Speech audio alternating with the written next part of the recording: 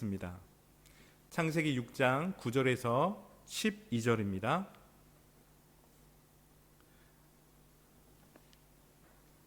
다 함께 말씀을 읽도록 하겠습니다. 이것이 노아의 족보니라. 노아는 의인이요 당대의 완전한 자라. 그는 하나님과 동행하였으며 세 아들을 낳았으니 셈과 함과 야벳이라. 그때 온 땅이 하나님 앞에 부패하여 포악함이 땅에 가득한지라. 하나님이 보신즉 땅이 부패하였으니 이는 땅에서 모든 혈육 있는 자의 행위가 부패함이었더라. 아멘. 대부분의 나라가 신화를 가지고 있습니다. 신화를 가지고 있지 않은 민족이나 나라는 아마 거의 없을 것입니다. 그 중에서 우리가 가장 많이 보편적으로 읽는 신화가 있다면 그것은 그리스 로마 신화일 거죠. 그리스 로마 신화가 다루고 있는 이야기는 세계 창조에 대한 이야기, 인류의 시작에 대한 이야기가 나와 있습니다. 세계의 시작, 인류의 시작을 그리스 신화가 다루면서 대부분은 그 안에 신화 속에 어떤 이야기들이 있냐면 신들의 자손인 영웅들의 이야기가 나오고 있습니다. 예를 들어서 제우스 신이 있잖아요. 제우스 신은 그리스 신화 중에서 최고의 신입니다. 제우스는 신들과 인간들의 아버지로 불리는 그러한 신이었죠. 티탄 신족의 우두머리 크로노스와 레아의 막내 아들로 태어나 아버지를 왕자에서 밀어내고 신들과 인간들의 지배자가 되었습니다. 누이인 헤라하고 결혼을 했고요. 그래서 누이인 헤라와 결혼을 했지만 수많은 여성들과 애정행각을 벌이면서 자식들을 많이 낳았어요. 그래서 부인인 그 헤라로부터의 많은 질투를 또한 유발하기도 했던 것이 제우스 신이었습니다. 이처럼 그리스 신화의 많은 이야기의 내용을 보게 되면 어떤 이야기들이 있냐면 전쟁에 대한 이야기, 왕이 찬탈에 대한 이야기, 그리고 근친상간에 대한 이야기가 나오고 있다는 거죠. 한마디로 힘의 논리입니다.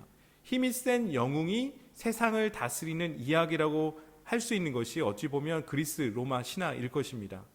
이런 신화와 더불어서 로마 시대의 로마의 황제들은 어떠한 사람이 인기가 많았냐면 전쟁을 잘하는 사람이 민중의 인기를 얻었습니다. 하지만 그 로마의 황제들은 수많은 왕위 쟁탈을 위한 또한 정치도 해야 했다는 것이죠. 그만큼 굉장히 긴장감이 있었던 것이 로마의 황제들이었습니다. 또한 황제 자신을 신격하기 위해서 신상을 만들고 동전에 황제의 모습을 그려넣기도 했습니다. 겉으로 로마 제국을 보았을 때는 팍스 로마나, 그러니까 로마의 군사력과 경제력으로 전 세계가 평화를 마치 로마의 지배를 통해서 이루는 것처럼 겉으로는 보여줬었죠.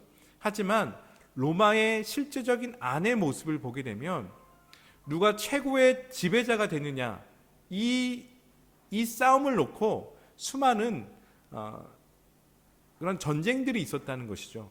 왕위 찬탈에 어떠한 그런 암투들이 있었다는 것입니다. 이것이 우리가 알고 있는 일반 역사의 흐름이라는 거예요. 세계사 속에서 벌어지고 있는 사건들이었고 일들이었다는 것이죠. 누가 힘을 갖느냐, 힘을 가진 자가 영웅이 되죠. 히어로가 되는 거예요. 그리고 힘을 가진 민족이 강대국을 이루는 것입니다. 이것이 역사, 일반 우리가 알고 있는 세계사의 역사의 흐름이라는 것입니다. 우리가 성경을 보게 되면 성경에는 두 가지 흐름이 있다고 했었죠. 하나는 하나님을 삶의 주인으로 인정하지 않는 흐름이 있다. 그 예로 우리가 창세기 4장에서 누구를 보았습니까? 가인의 족보를 살피면서 우리는 라멕이라는 인물을 찾아봤어요.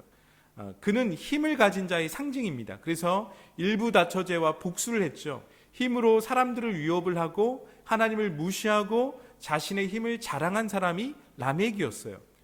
두 번째 성경에서 보여주는 흐름은 하나님을 삶의 주인으로 인정하는 흐름이 있다라고 말씀을 드렸습니다. 창세기 5장의 아담의 족보에서 누구를 찾았죠? 셋이라는 인물을 찾았습니다. 셋, 에노스, 그리고 에녹을 우리가 지난주에 보았습니다. 에녹은 어떠한 사람이었죠? 예, 맞습니다. 하나님과 동행한 사람이었어요. 그런데 우리가 창세기 5장의 끝부분을 보게 되면 또 한 명의 인물이 나오는데 그 사람이 누굽니까? 그렇죠. 노아라는 거예요. 여러분, 우리가 노아 그러면 다들 아주 너무나 유명하기 때문에 너무나 유명한 이야기죠. 그래서 특별히 노아의 방주하면 누구나 다 한 번쯤은 들어본 이야기라는 거죠. 오늘 여러분들과 함께 이 노아를 다룰 건데요. 이 노아를 다루면서 노아 홍수 전반적인 것을 다루는 것이 아니라 노아 홍수 이전에 대한 부분을 오늘 여러분들과 살펴보고자 합니다. 먼저 우리가 창세기 6장의 구조를 보게 되면 창세기 6장은 우리가 두 부분으로 나눌 수가 있습니다. 첫 번째는 1절부터 8절까지입니다. 1절부터 8절에서는 사람의 죄악된 모습들이 나오고 있어요. 당시의 사회의 죄악상을 보여주고 있다는 거죠. 시대상을 보여주고 있다는 것입니다. 두 번째는 9절부터 12절까지입니다. 노아가 방주를 만드는 이야기가 나오고 있다는 거죠. 창세기 6장이 초점을 맞추고 있는 것은 노아라는 인물에 초점을 맞추고 있습니다. 1절부터 8절까지의 이야기는 노아라는 인물이 나올 수밖에 없는 배경 설명이에요. 드라마로 따지면 예고편이라는 거죠. 9절을 보니까 성경은 어떻게 노아를 말하고 있습니까? 자, 9절 말씀 함께 읽어보겠습니다. 이것이 노아의 족본이라. 노아는 의인이요 당대의 완전한 자라. 그는 하나님과 동행하였으며. 9절 말씀을 보니까 무엇이라고 되어 있죠? 성경은 노아를 의인이다. 그리고 당대의 완전한 자다. 하나님과 동행한 사람이었다라고 말을 하고 있어요. 이 말은 그 당시에 노아만큼이나 올바르고 흠없는 사람이 없었다는 뜻입니다.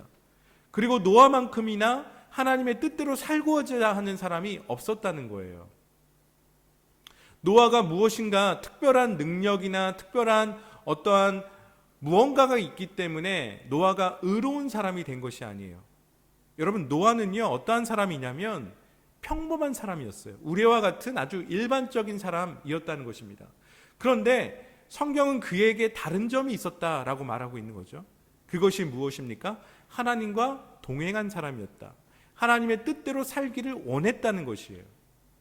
왜 노아라는 일반적인 사람이 의인이고 완전한 자라는 평가를 성경에서 내리고 있습니까? 이것을 알기 위해서는 노아라는 이름의 뜻과 당시의 사회상을 우리가 봐야 한다는 것이죠. 여러분, 노아의 뜻이 무엇입니까?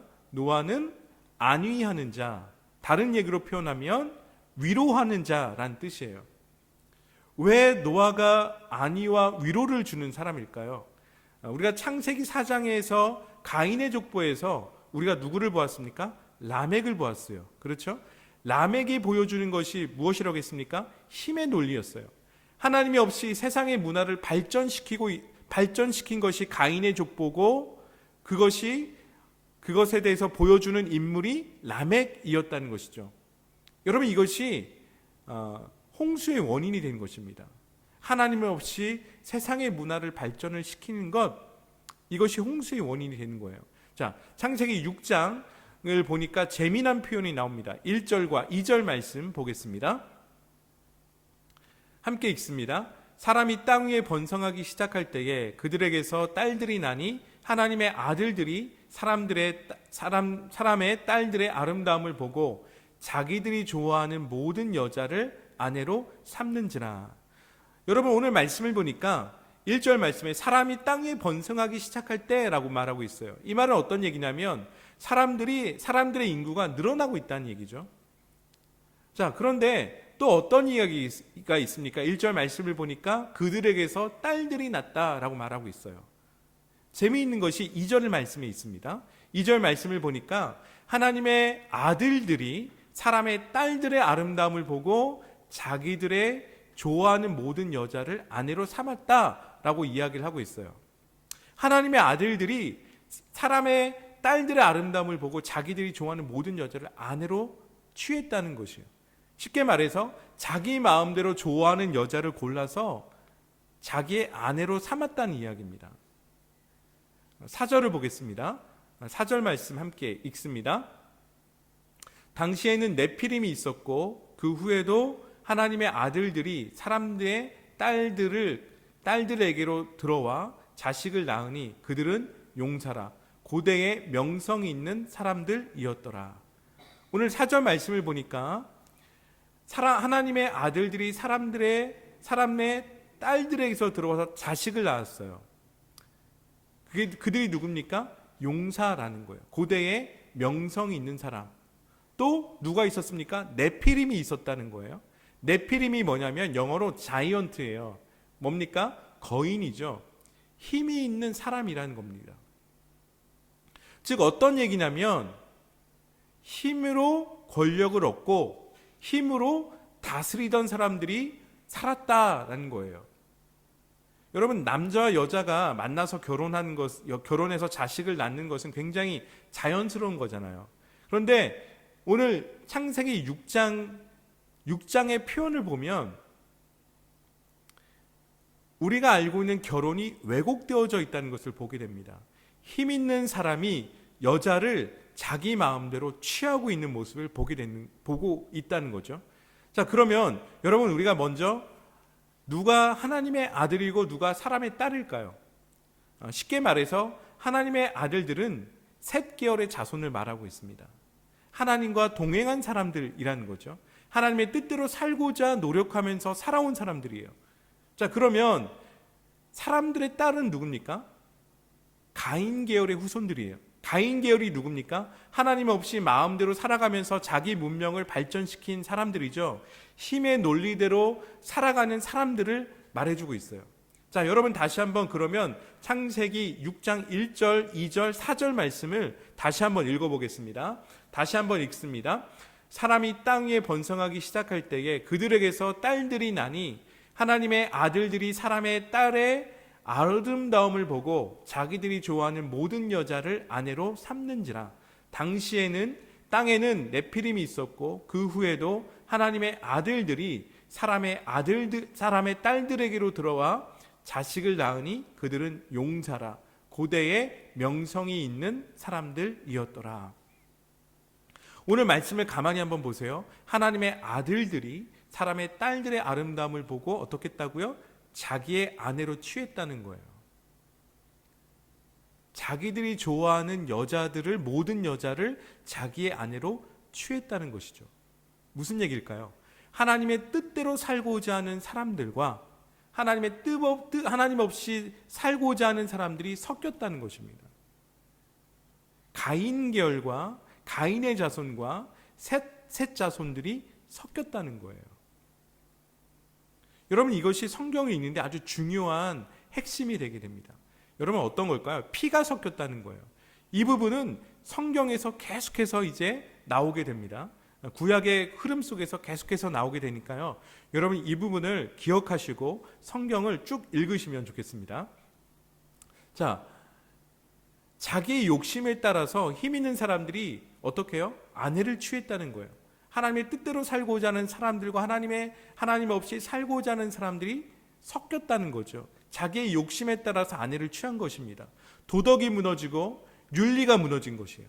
힘 있는 자가 자기 마음에 드는 여자를 자기 소유물로 삼은 거예요. 이 의미에는요, 이 문맥적 의미에는 무엇이 들어있냐면 근친상간이 이루어지고 있는 거예요.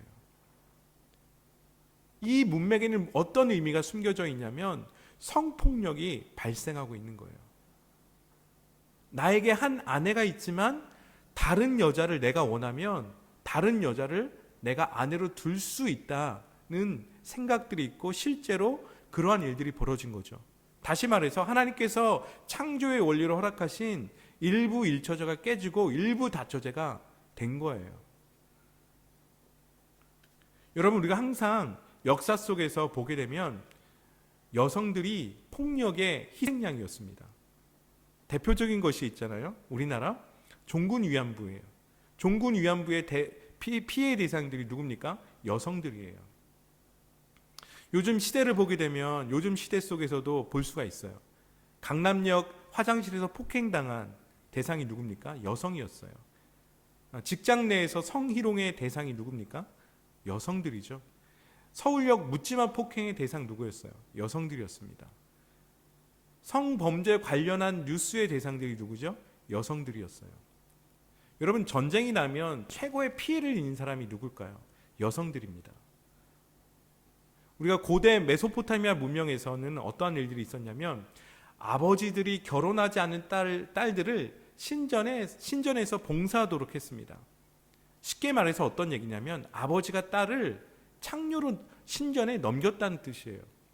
이 소녀들이 하는 일들은, 이 신전에서 하는 일들은 뭐냐면 제사장들과 신전을 찾아오는 돈 많은 사람들을 성적으로 즐겁게 해주는 일들이 있었다는 것입니다.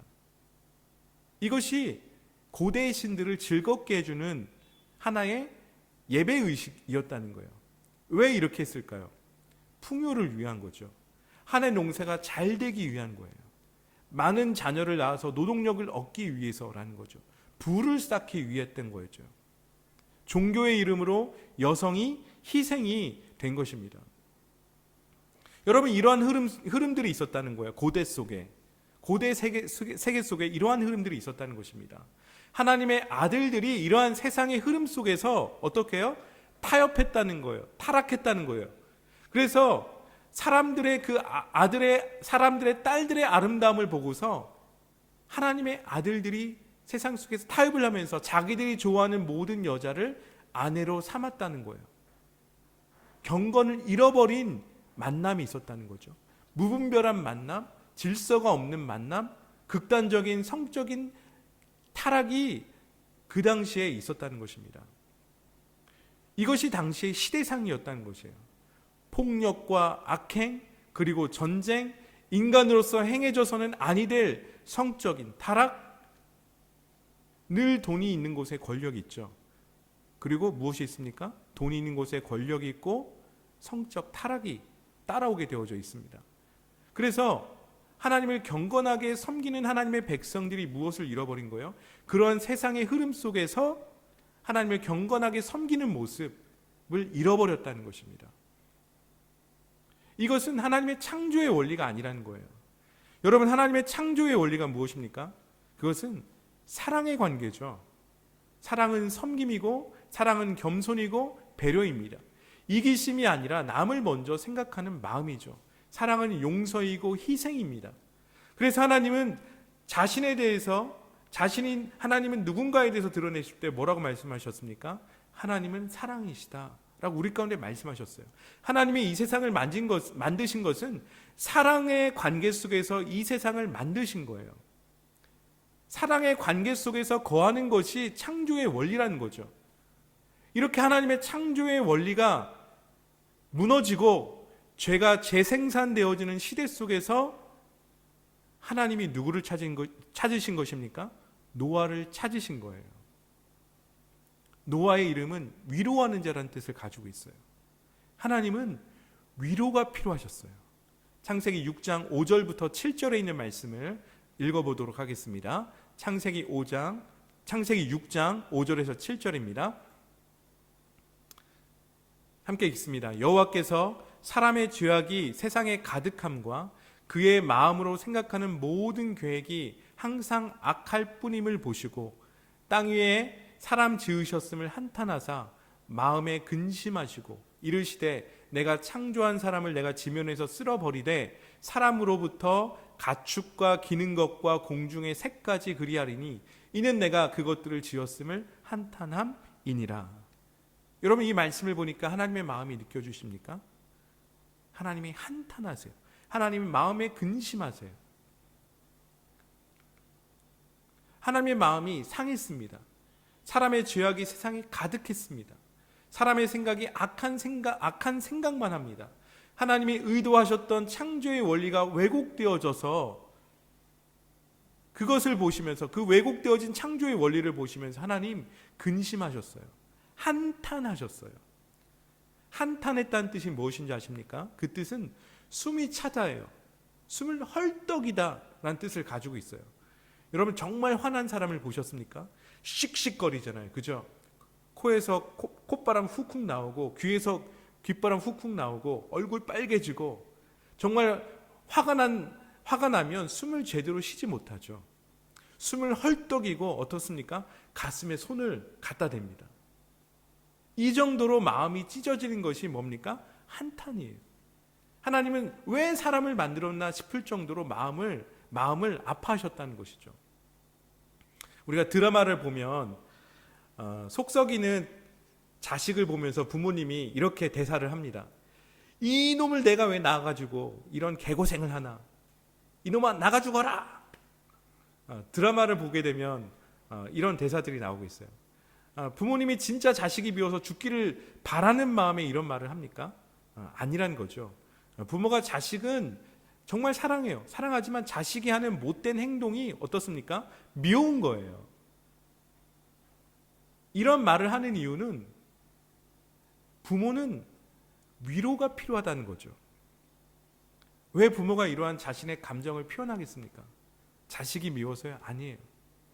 속상하지만 내 마음이 위로받고 싶다라는 마음이 그 안에 깔려 있다는 거죠. 여러분, 하나님도 같은 심정이 아니었을까요? 하나님도 위로가 필요하셨습니다. 그때 하나님이 찾은 사람이 누굽니까? 노아라는 거예요. 하나님의 속상한 마음을 위로해 줄 수 있는 사람, 세상이 죄로 인해서 창조의 질서가 깨어진 아픔을 위로해 줄 수 있는 사람, 세상이 그래도 살만하다라고 소망을 말해줄 수 있는 사람, 하나님이 그래도 너를 사랑한다, 하나님이 너를 포기하지 않았다, 너는 하나님의 자녀다,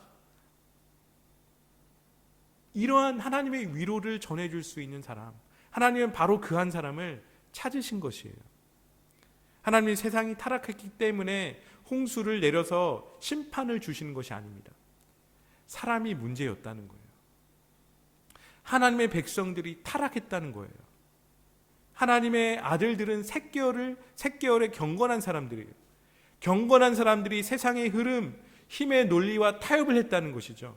세상을 변화시켜야 하는데 세상에 의해서 변질이 된 것입니다.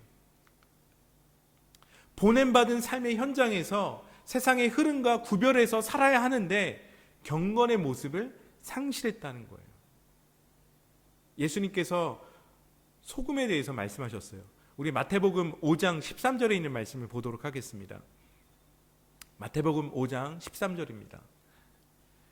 너희는 세상의 소금이니 소금이 만일 그 맛을 잃으면 무엇으로 짜게 하리요?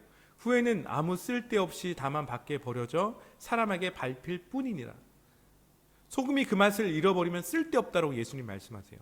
단지 밖에 버려져서 사람에게 밟힐 뿐이라고 말씀하고 있습니다. 그리스도인은 그리스도인다운 맛이 있어야 합니다. 이것이 없을 때 세상은 그리스도인을 조롱합니다. 이것이 없을 때 세상은 교회를 조롱하게 된다는 거죠. 여러분, 그러면 그리스도인다운 모습을 우리가 어떻게 보일 수 있겠습니까? 그것은 우리의 삶의 모습이에요. 삶의 행동으로 우리가 보여줄 수 있다는 것입니다. 우리가 어떠한 행동을 하느냐가 중요한 거예요. 우리가 지금 어떠한 말을 하고 있습니까? 우리가 지금 어떠한 태도를 가지고 있습니까? 우리가 어떠한 습관을 가지고 있습니까? 우리가 어떠한 삶의 방식을 가지고 살아가고 있습니까? 이것이 중요하다는 것이죠. 힘의 논리로 살아갑니까? 아니면 창조의 원리로 우리가 살아가고 있습니까? 누군가를 이겨 먹으려고 살아가고 있습니까? 아니면 누군가를 살리기 위해서 살아가고 있습니까? 노아가 살아가는 시대나 지금이나 다를 바가 없어요. 경건한 사람과 경건하지 않는 사람이 함께 한 공간에 살아가고 있습니다. 그리스도인과 비그리스도인이 함께 이 세상 속에서 우리의 삶의 영역 속에서 살아가고 있습니다. 이것이 지금 우리가 살아가고 있는 삶의 현장이라는 거죠. 하나님은 우리 그리스도인들이 교회 공동체가 이 삶의 현장 속으로 노아의 이름과 같이 위로하는 자가 되기를 원하십니다. 그러면 어떻게 우리는 하나님의 위로가 되는 사람이 될 수 있을까요?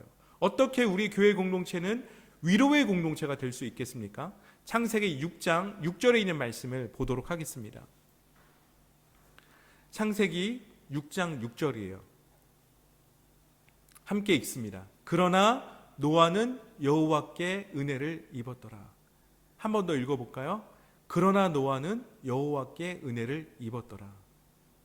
공동 번역은 이렇게 우리들에게 읽어주고 있습니다. 그러나 노아만은 하나님의 마음에 들었다. 여러분, 우리가 하나님의 위로가 되는 사람, 우리가 교회 공동체가 위로가 되는 공동체에 어떻게 될 수 있는가? 그것은 여호와의 은혜를 입는 것입니다. 여호와의 은혜를 입는다는 것은 뭐냐면 하나님의 마음에 드는 거예요. 하나님 마음에 합당한 사람이 되는 거예요. 하나님 마음에 합당한 공동체가 되는 것입니다. 이 의미가 무엇일까요? 여러분, 우리가 하나님의 은혜를 입는다는 것, 우리가 하나님의 합당한 사람이 되는 것, 우리가 하나님의 마음에 드는 사람이 된다는 것은 나의 선택, 노력으로 가능한 것이 아니에요. 이것은 하나님의 은혜라는 거죠. 선물을 주고 아니 주고는 선물을 주는 자의 판단과 결정에 달려 있습니다. 그러면 우리가 하나님의 은혜를 입는 것, 우리가 어떻게 할 수 있겠습니까? 첫 번째는 하나님의 판단에 나의 기준을 내려놓는 것입니다. 이를 위해서 순간순간 우리는 스스로에게 질문을 해야 한다는 거예요. 믿지 않는 사람들은 질문을 통해서 양심의 소리에 귀를 기울이죠. 하지만 우리 믿는 사람들은 질문을 통해서 양심의 소리와 함께 말씀의 기준을 발견하게 됩니다. 하나님이 기뻐하는 것은 무엇인가? 이것이 성경의 가르침인가? 여러분, 우리 스스로 질문할 수 있어야 한다는 거죠. 질문이 멈추는 순간 생각도 멈추게 되어져 있어요. 질문이란 것은요, 자신이 원하는 결과를 끌어낼 수 있는 힘이 있습니다. 사랑하는 성도 여러분, 우리가 하나님의 은혜를 어떻게 입을 수 있을 것인가? 우리 스스로에게 질문해 보았으면 좋겠어요. 이것이 나의 판단의 기준인가? 하나님의 원하시는 것인가? 순간순간마다 우리는 매 순간순간마다 질문할 수 있어야 합니다. 하나님이 기뻐하시는 것인가? 하나님이 기뻐하지 않는 것인가? 그럴 때 우리가 하나님의 은혜를 입을 수가 있다는 것이에요. 두 번째는 듣는 것입니다. 우리가 하나님께 질문했다면 그분이 들려주시는 음성을 들을 수 있어야 한다는 것이죠. 질문만 할 줄 아는 사람이 되어서는 아니 됩니다. 하나님의 말씀은 내가 원하고 좋아하는 것만 말씀하시지 않으세요. 때로 하나님의 말씀하심은 나를 불편하게 하실 수도 있다는 것입니다. 여러분, 나를 불편하게 하는 그 말씀이 나에게 들려줄 수 있다는 것, 그것을 내가 믿음으로 받아들일 수 있다면 우리는 믿음의 성장을 할 수 있다는 거죠. 듣기 좋은 말만 하지 않습니다. 성경은 우리들에게 듣기 좋은 말만 하지 않습니다. 여러분, 우리에게 필요한 것은 듣기 좋은 것을, 그것만을 듣는 것을 버려야 한다는 것이죠. 어떤 것입니까? 좋은 듣기는 무엇이냐면 말하지 않는 것도 들을 수 있어야 한다는 거예요.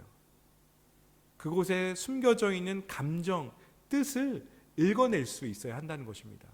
왜 이것을 나에게 하나님 말씀하셨을까?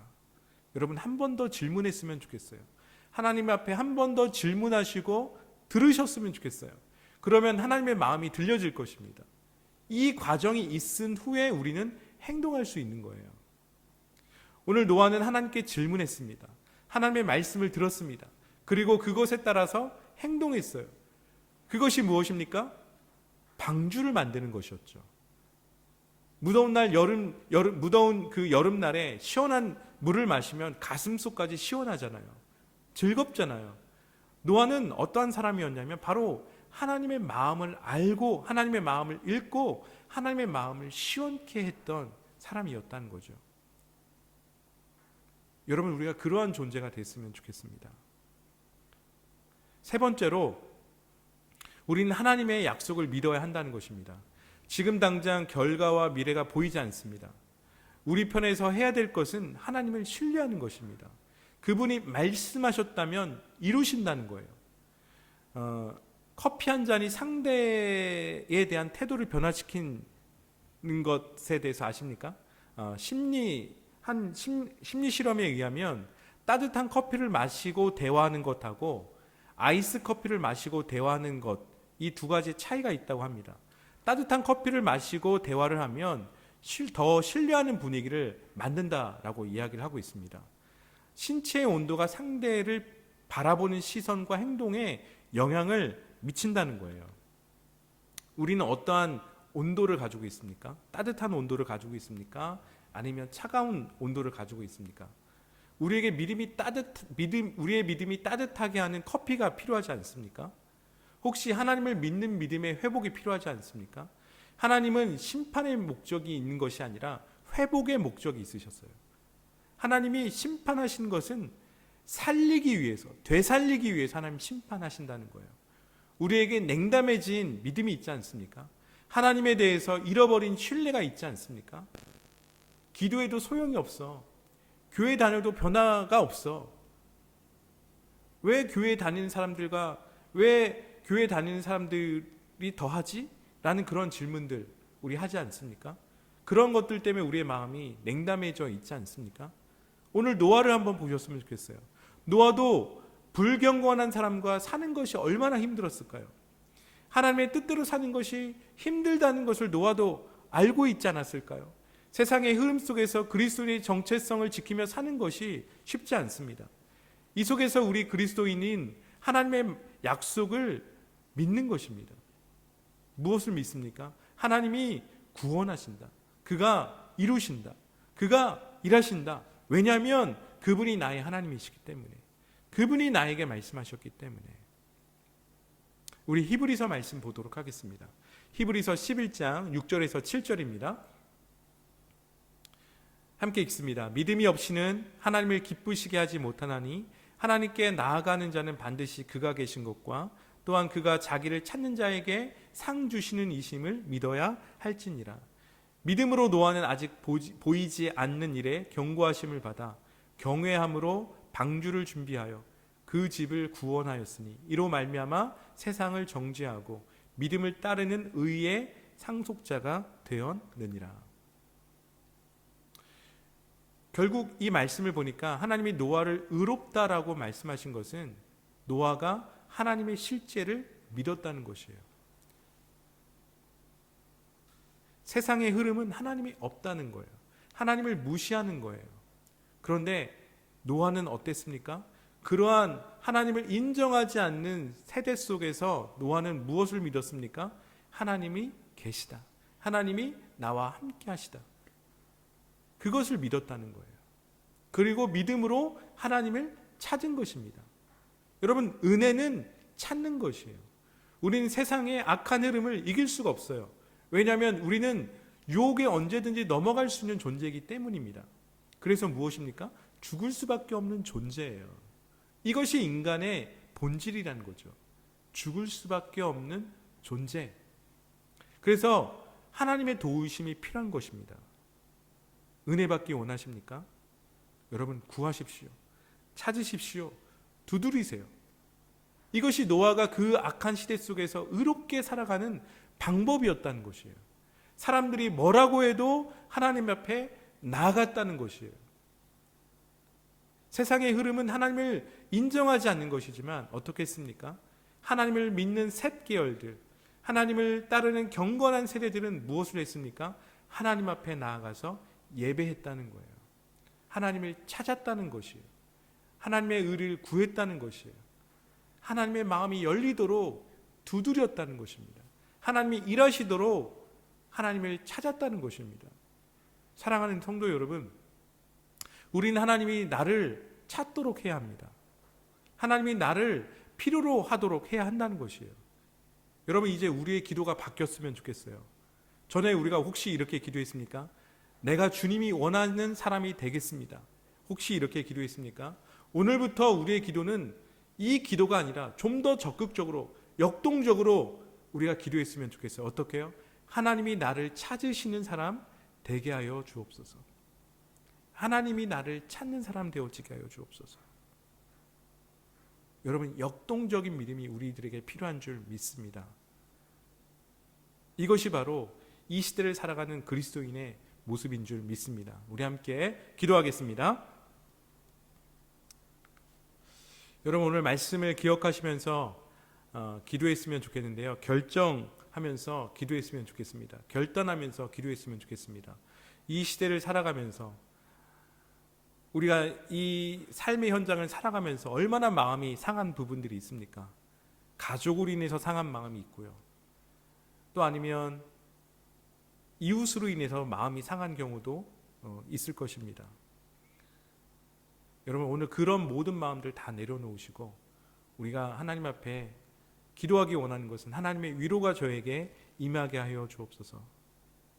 하나님, 노아를 통해서 하나님의 구원의 역사를 이루어 가셨던 것처럼 하나님, 오늘 하나님의 위로가 저에게 임하게 하여 주시고 하나님이 나를 찾는 사람 되어지게 하여 주옵소서. 우리 가정이 경건한 가정으로 세워지게 하여 주옵소서. 다시 한번 제가 경건한 사람으로 세워지게 하여 주옵소서. 은혜를 찾게 하여 주옵소서. 은혜를 구하게 하여 주옵소서. 하늘문을 두드리게 하여 주옵소서. 역동적인 믿음 허락하여 주옵소서. 우리 다 같이 가족들과 함께 손을 잡고서 또한 우리 지체들과 손을 잡고서 함께 주님을 찾으면서 우리 목소리 높여서 기도하도록 하겠습니다. 함께 기도합니다. 하나님 아버지, 감사합니다. 오늘 우리들에게 노아를 통하여서 우리의 삶이 하나님이 찾으시는 사람이 되고자 하는 아버지 열정과 헌신과 결단을 허락하여 주셔서 감사합니다. 하나님, 우리가 이 시대를 살아가면서 우리가 얼마나 우리의 마음이 상해져 있습니까? 하나님 또한 이 시대를 바라보면서 주님의 마음이 얼마나 상해져 있습니까? 하나님, 주님, 아버지 하나님, 이 시대가 위로가 필요하지 않습니까? 하나님의 은혜가 필요하지 않습니까? 하나님, 우리는 하나님의 은혜가 필요한 사람이 아닙니까? 하나님, 오늘 이 아침에 우리 각자 한 사람 한 사람에게 세상이 줄 수 없는 주님의 평화가 임하게 하여 주시고 아버지 하나님, 또한 하나님의 마음을 이해하는 사람들로 우리가 세워줄 수 있도록 인도하여 주옵소서. 경건의 세대들로 세워지게 하여 주옵소서. 하나님의 마음을 품고 이 시대를 살아가면서 우리의 삶의 현장을 살아갈 수 있도록 주님 역사하여 주옵소서. 우리를 부르신 그 부르심의 자리 속에서 아픈 자들, 상한 자들에게 위로가 되어지는 사람 되어지게 하여 주옵소서. 우리 교회 공동체가 하나님 이 시대의 아픔을 바라보면서 코로나의 여러 가지 상황의 아픔을 바라보면서 하나님, 우리 교회 공동체가 위로가 되어지는 공동체, 사랑의 실천을 보여주는 공동체 되어줄 수 있도록 인도하여 주시고 우리 가정 공동체가 하나님 아버지 하나님 이 시대 가운데 소망이 되어지는 공동체 되어지게 하여 주옵소서. 하나님, 다시 한번 이제 우리들 가운데 역동적인 믿음을 허락하여 주셔서 하나님이 나를 찾는 일들이 일어날 수 있도록 인도하여 주옵소서. 하나님이 나를 주목하는 일들이, 하나님 우리 공동체를 주목하는 일들이 하나님 일어날 수 있도록 주님 역사하여 주옵소서. 우리의 모든 것 대신 하나님을 찬양합니다. 우리의 삶을 받으시는 주님을 높여드리며 감사하며 예수님의 이름으로 기도합니다. 아멘.